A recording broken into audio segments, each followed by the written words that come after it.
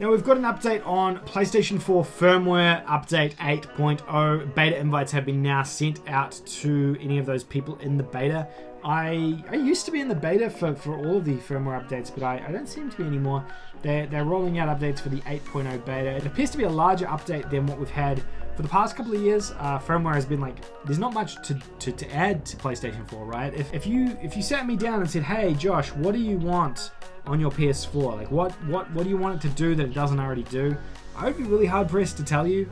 So kind of interesting that they've found ways to continue to add stuff. But what I'll do here is break down everything that's been added to this. A lot of it is to do with the party system, messaging, and blocking people. But let's go through the article and we'll have a look. Oh wow, they've got a ton of patch notes here. So let's just go through each of these things and we'll break them all down. So we've got here, when starting a party, you can now choose to create a new group or select an existing group. When you create a new group, it will be saved even after the party has ended.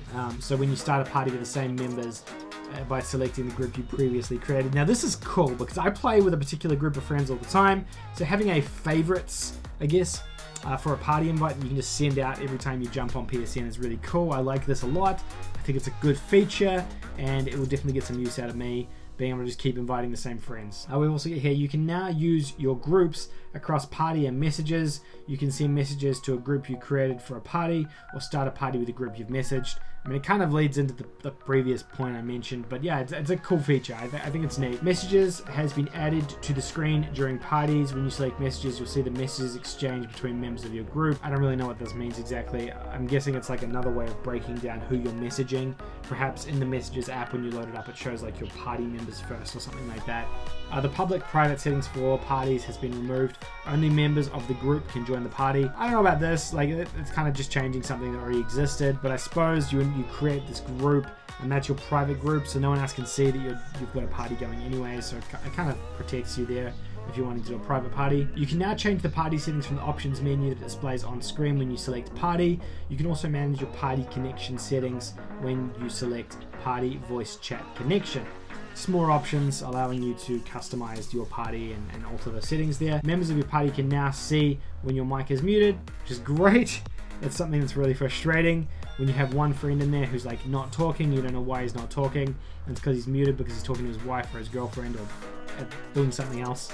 So that's a good thing, it's a good feature, quality of life feature. You can now join parties even if there are members that you've blocked. This is a bit of a weird one. So when you join a party with a blocked member or when a blocked member joins the party, you'll receive a notification. During the party you won't hear each other and the game you're playing as well as the share play status won't be displayed. In addition, the blocked member won't be notified that you've blocked them. It's weird because I don't know when this would happen. I guess like if you're playing with a group of friends but you're not friends with someone in the group of friends that you're playing with and you block them on PSN, then this applies to you. Otherwise, I don't know when this comes into play. It seems so situational and random. Play together sessions can no longer be started during a party. For online multiplayer games, you can start a game session from within the game. I didn't ever do this, so I don't know what that means. And two-step verification is now available using authenticator apps.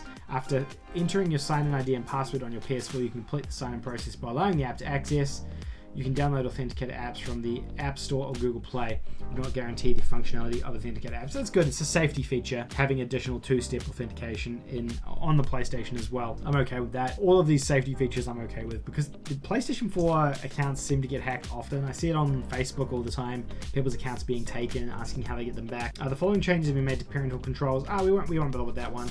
And other updated features are mute all microphones.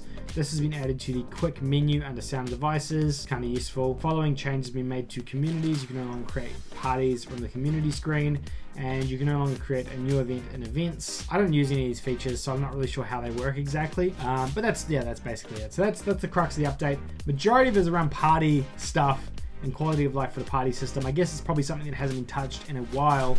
What do you guys think? You happy with this? 8.0, good update, bad update? Do you care anymore? Do these new features matter to you? Yeah, let me know in the comment section down below. I'm really curious to find out.